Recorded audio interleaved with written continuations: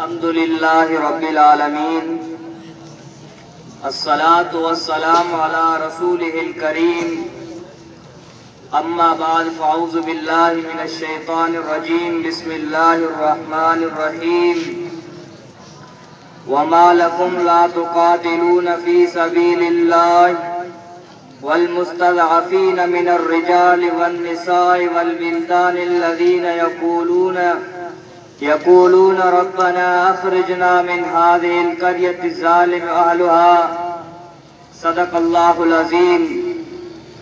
रईसुल हफ़्ला वल मुस्तमिऊन अल किराम व इख़वानी अल अहिब्बा, अस्सलामु अलैकुम व रहमतुल्लाहि व बरकातुहू।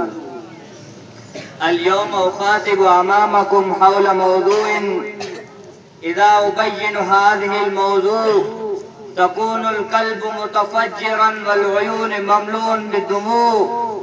ها هو مسألة الكشمير. إخواني الأحباء، قال مؤسس الباكستان إن الكشمير وريد الباكستان. قال مفكر سيد أبو العلا مودودي رحمه الله إن الكشمير جزء من الباكستان. قال سيد علي جيلاني رحمه الله حياة الباكستان موقوفة على الكشمير. إخواني الأحباء، اليوم إذا نصرح النظر في الممالك الدنيا في كل بلاد يريق دم المسلمين ويقتلهم. لماذا؟ اليوم نحن تركنا الجهاد، قلوبنا فارغ من الجهاد. اليوم نحن نحب الحياة. قال عمر بن الخطاب رضي الله عنه لا عزة إلا بالجهاد. إخواني الأحباء، قوموا واخبر المشركين الحين قد جاء حزب الله، ألا إن حزب الله هم الغالبون. إخواني الأحباء، المسلمون الكشمير يعملون على هذه الآية، منهم من كذا نحبه ومنهم من ينتظر. هم يوقنون إننا الإبدال نموت أو نفتى. إخواني الأحباء، إن أمهات الكشمير يعلمن الأولاد منذ صغرهم يا بني ولدتك لحرية الكشمير، ستنجح أو ستقتل، ألا إن حزب الشيطان هم الخاسرون.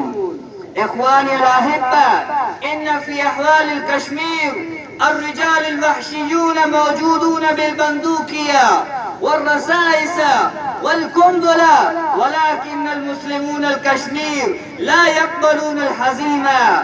إذا يقتلون الأحد يأتي الآخر، إذا يقتلون الآخر يأتي الثالث، هلم جرا. أليس هؤلاء أبناء الأمن أو إخوان الأخت أو أبناء الأب؟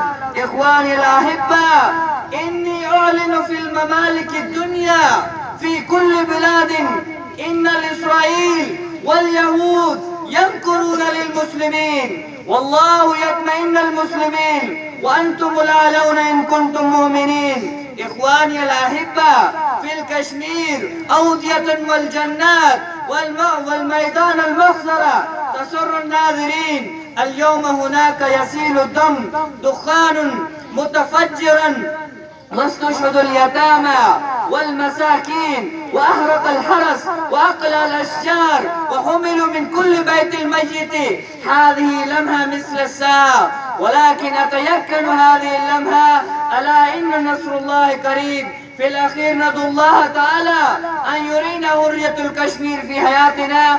أقول قولي هذا، أستغفر الله لي ولكم سائر المسلمين.